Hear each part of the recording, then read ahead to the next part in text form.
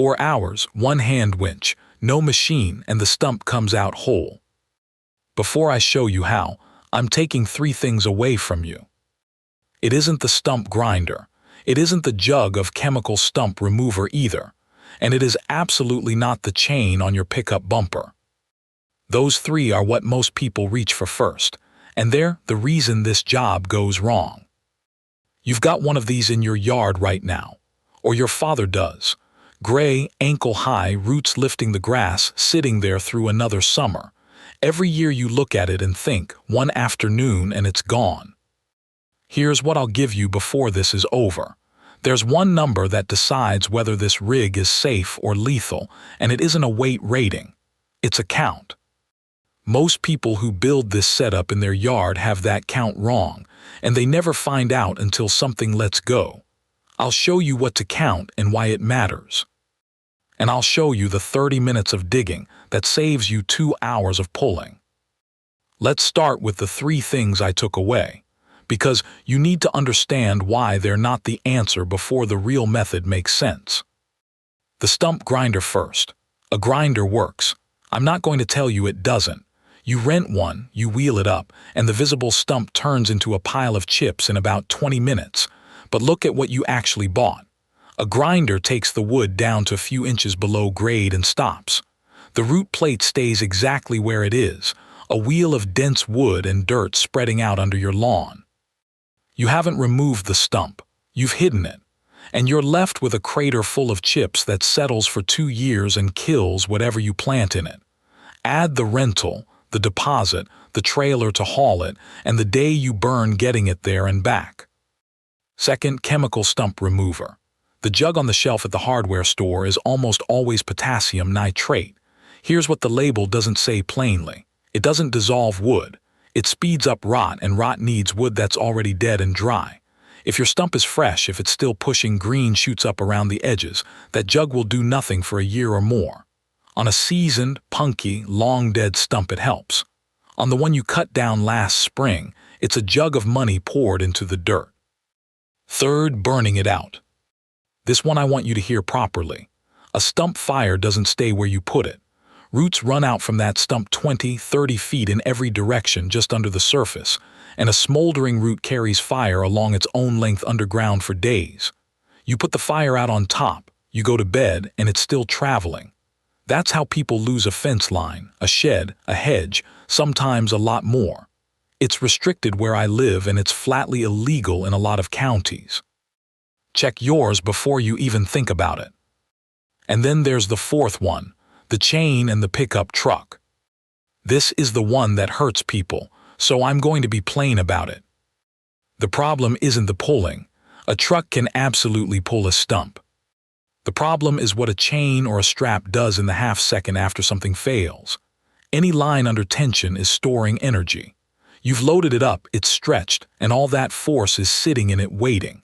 When a link fails, or a hook straightens, or the bumper bracket tears loose, that energy comes out of the line all at once, and it comes out along the line, back toward the ends, toward the truck and toward the stump.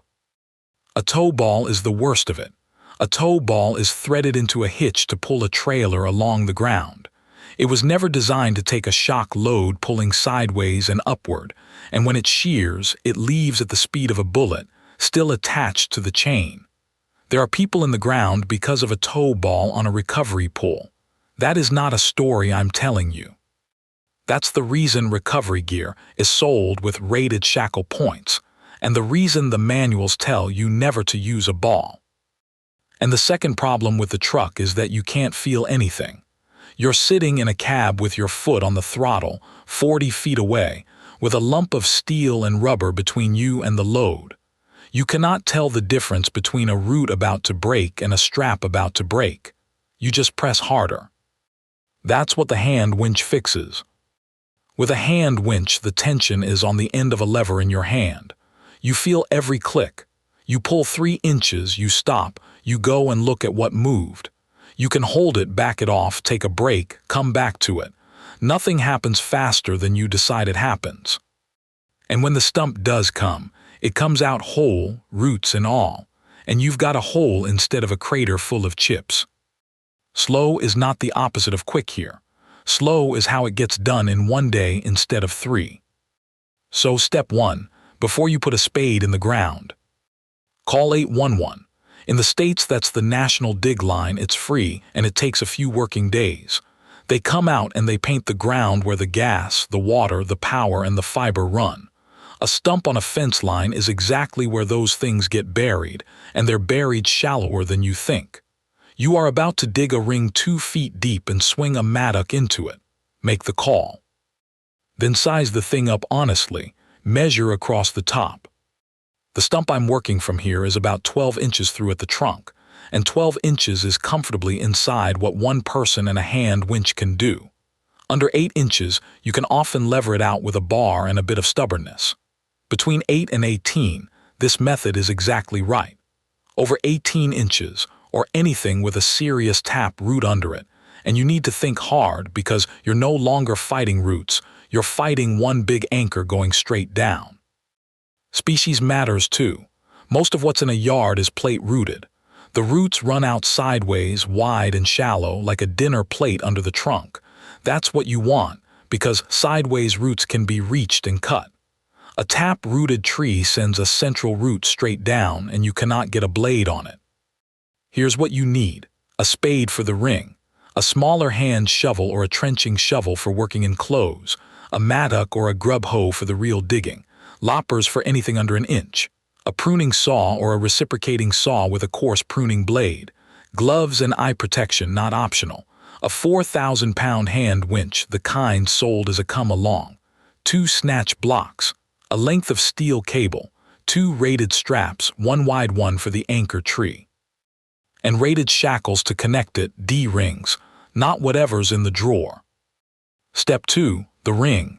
This is the part everybody rushes, and it's the part that decides the whole day. You're digging a ring around the base of the stump, and your one job is to expose as many roots as you possibly can before you cut anything. Not to dig down. To dig out. Widen the ring, follow each root away from the trunk, clear the soil off the top of it so you can see where it goes and how thick it is. 30 minutes. That's roughly what it takes on a 12-inch stump to go from grass to a ring of open dirt with the main roots showing. And here is why those 30 minutes are the best trade in this entire job. Every root you find and cut before you tension the winch is force you never have to generate. Every root you miss is force you do have to generate, through your straps, your cable, and your anchor tree. The digging isn't the boring part before the exciting part. The digging is the method. The winch just finishes what the spade started. 2 things that make it faster. Work the soil onto a tarp as you go, so backfilling later is one job and not an afternoon. And if you've got a hose with decent pressure, use it. Blasting the dirt off the roots does 2 things at once. It shows you the shape of what's under there, and it gets the grit off the wood before your blade goes near it. Grit is what kills cutting edges, and you're about to find that out. Step 3, cutting the roots. 2 rules, and the second one is the one nobody tells you. First rule, cut as far out from the base as you can reach. Not tight against the trunk, wide. There's a reason for this. Close to the stump, the roots swell and merge into the flare, thick, dense, packed together and full of ingrown soil. 6 or 8 inches further out, the same root is a single, thinner piece of clean wood you can get through in a few strokes. You're not being fussy, you're picking a fight you can win.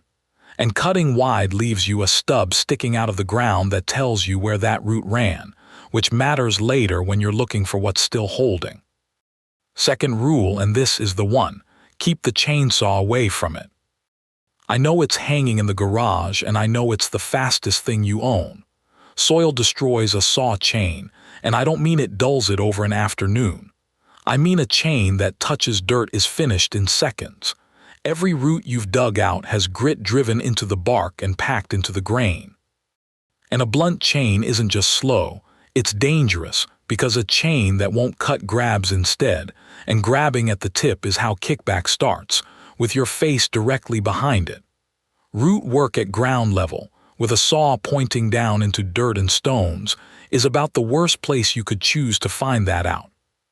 So it's the mattock for the heavy work, the loppers for the small stuff, and a reciprocating saw with a pruning blade for anything awkward. Those blades cost a few dollars and they're consumable. Buy several, expect to blunt them, and keep a file with you for the mattock. Give it an hour. About an hour in on a stump this size, you'll have cut through every root you can actually see. Not every root you can see. That distinction is going to matter in about 10 minutes. Before I get to the rig, one thing. If this is worth knowing, hit the like button so it reaches somebody who's got a spade in their hand this weekend. Right, back to it. Step 4. The rig. This is where the mechanical advantage comes from, and it's simpler than it looks. Start with the anchor. You want a second tree, a live one, solidly rooted, and ideally a good bit bigger than the stump you're pulling. Put a wide strap around it and put it low. Low matters. A strap up at chest height gives the pull leverage against the tree, and you can lean or uproot a healthy tree that way.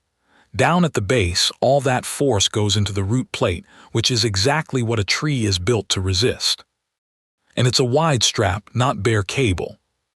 Cable wrapped around a living trunk bites into the bark under load and rings the tree, and a ringed tree dies over the next couple of seasons. You've just traded one stump for another. At the stump end, run a strap around the stump itself and connect the cable to that. Same reason as the tree, sort of. The cable will gouge and crush the wood, and if you're keeping the stump for anything, or if you just want the strap to sit where you put it, the strap saves it. Now the part that does the work, snatch blocks. A snatch block is a pulley in a housing that opens on one side, so you can drop a cable into it without threading the whole length through. That's the entire trick.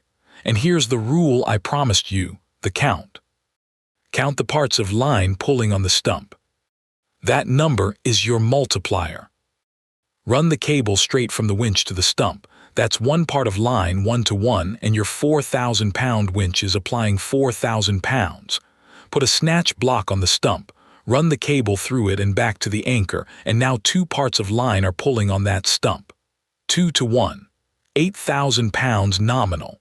Add a second block into the system so a third part of line is pulling, and you're at 3 to 1. That's the count, not the number stamped on the winch. The number of lines with tension in them arriving at the load. Now the honest part, and there are 2 halves to it. The first half is friction. Every sheave that cable turns around costs you something. Call it 5 to 10% per block in the real world, more if it's a cheap block with a dry bearing. So a 3 to 1 rig isn't giving you 3 to 1. It's giving you something more like 2.5 to 1. And your cable's own weight and stiffness eats a bit more. When somebody with this setup says he was nowhere near 8,000 pounds of pull, believe him because he's right. Angle costs you too. The parts of line want to be parallel. The wider the angle between them, the more of your pull goes sideways instead of toward you. The second half is the one that matters more, and it's why I made the count the number to remember. Your multiplier does not only multiply your pull, it multiplies the load going through everything you own. Sit with that. You've got a 4,000-pound winch, and you've rigged 2 to 1 because you wanted more pull. You now have up to 8,000 pounds running through your cable, through your shackles, through the strap around the anchor tree, and into that tree. If the strap on your anchor is rated at 3,000 pounds, your rig is not an 8,000-pound rig. It's a 3,000-pound rig with a failure waiting in it, and the failure will happen at the strap. The weakest component in the chain is the whole system's rating. Every single time. So before you pull, go around it. Read the rating on the winch, the cable, every shackle, both straps. Find the smallest number. That's what you've got. And if you can't find a rating stamped on something, it doesn't have one, and it doesn't go in the rig. 2 more quickly. Nothing ever hooks back onto its own cable, and no toe balls for the reason I gave you earlier. Step 5, the pull. And the pull is a cycle, not an event. Take up the slack, get the line straight and put tension on it, slowly. On the first pull, you will get almost nothing. Maybe it creaks. Maybe the stump rocks a 1/4 inch and stops. That's not failure, and it doesn't mean the rig is wrong. That's the stump telling you there's something still holding that you haven't found, and that information is exactly what you came for. So stop, back the tension off, go and look. And look while it's still under a little load if you can, because tension shows you things slack won't. A root that's holding will be standing proud, lifted, pulled tight as a bowstring. You can see it, and you can often hear the ground working around it. Dig it out, cut it, and go again. Second pull on a 12-inch stump is usually where it starts to move. The stump lifts away from the dirt an inch or so, and that gap is the prize, because now you can get a shovel and your hand underneath and find the roots you were never going to see from above. Take your time in there. Cut what you find. Now a warning inside this. When you cut a root that's under tension, it goes with a bang. It'll pop, the stump will jump, and the line will snatch. Know before you cut where that root is going to go and where the stump is going to move, and don't have any part of you in the way of either. Release the winch tension before you go in with a blade if you can possibly avoid working under load. Third pull another inch. Fourth more. And somewhere around here you change the angle. Once the stump is loose, stop pulling sideways and rig to pull up as well as across, higher on the stump or from a different anchor, so you're levering it out of its socket rather than dragging it through the dirt. Pull, look, dig, cut, pull. That's the loop. On a 12-inch stump, 4 hours from the first spade to the stump lying on the grass. Most of that is the spade and the mattock. Very little of it is the winch. Now the safety, and this is the part I'd keep if you forget everything else. A line under tension is a spring. Steel cable, synthetic strap, doesn't matter, they all stretch and they all store energy. When one fails, it releases that energy along its own length and it whips back toward the ends. That's snapback, and it does not care that you're only pulling a stump in a garden. So here's the rule. There is a corridor either side of that cable and out beyond both ends of it, and you stay out of it. All of it. Treat the danger zone as at least as wide as the line is long on both sides. Never step over a tensioned line. Never stand in line with either end. Work the winch handle from the side of the lever, not standing behind it in line with the cable, because come-along handles kick back hard when a pawl slips. Put a damper on the line. This is the cheapest safety there is, and almost nobody does it. Drape something heavy over the middle of the cable before you tension it, a folded moving blanket, a wet coat, a sandbag. If the line lets go, the weight kills the whip and drops the cable on the ground instead of letting it fly. It costs you nothing and it takes 10 seconds. And know this one because it's backwards from what people assume. A synthetic strap stores more energy than steel cable, not less, because it stretches further under load. Nylon in particular. Soft in fabric does not mean safe. A snapped strap can be worse than a snapped cable. Inspect before every pull. Steel cable that's kinked or bird-caged where the strands have opened up is scrap. A strap with cuts, fraying, or heat glazing is scrap. A hook with a throat that's opened up or a shackle that's bent is scrap. It's a bad trade to save $20 there. And clear the ground. The kids, the dog, and the neighbor who wandered over to watch, all of them out of that corridor, both sides, both ends, before there's any tension in the line at all. The honest part, and I'll give it to you straight, because the title of this video says quickest and easiest. It is, but understand what it means. Quickest and easiest for one person, working alone with no machine, on a stump between roughly 8 and 18 inches, keeping the stump whole and the lawn intact. On that job, nothing beats this. It's cheaper than a rental, safer than a truck, and you own the gear afterward. It is still 4 hours of digging and cutting. Anybody who tells you a stump comes out in 5 minutes is selling you something, and usually it's the thing in the jug. And it will not do everything. If there's no anchor within reach, no second tree, and no rated point on anything, this method has nowhere to pull from. If the stump is a big tap-rooted oak, You're fighting a root going straight down and no sideways pull is going to lift it. If the ground is frozen or it's dried clay in August, wet it down and wait, or wait for the season, because you will not dig it and you'll destroy your tools trying. The winch is not what removes the stump. The spade removes the stump. The winch just collects on the work you already did. If you take one thing out of this video, take this. Before you put any tension in that line at all, walk it. Stand at the winch, look down the length of the cable and ask yourself one question. If this lets go right now, where does it go? Then move everything living out of that path, including you. I want one thing from you. What's the advice you were given about pulling something heavy, a stump, a truck, a fence post that you later found out was wrong? Put it below. I read every one. Next one is the rope hanging in your garage right now, and why the way you're storing it has already ruined it. Subscribe so you don't miss it. Because the woods don't care what you were told. Learn it right and come back out.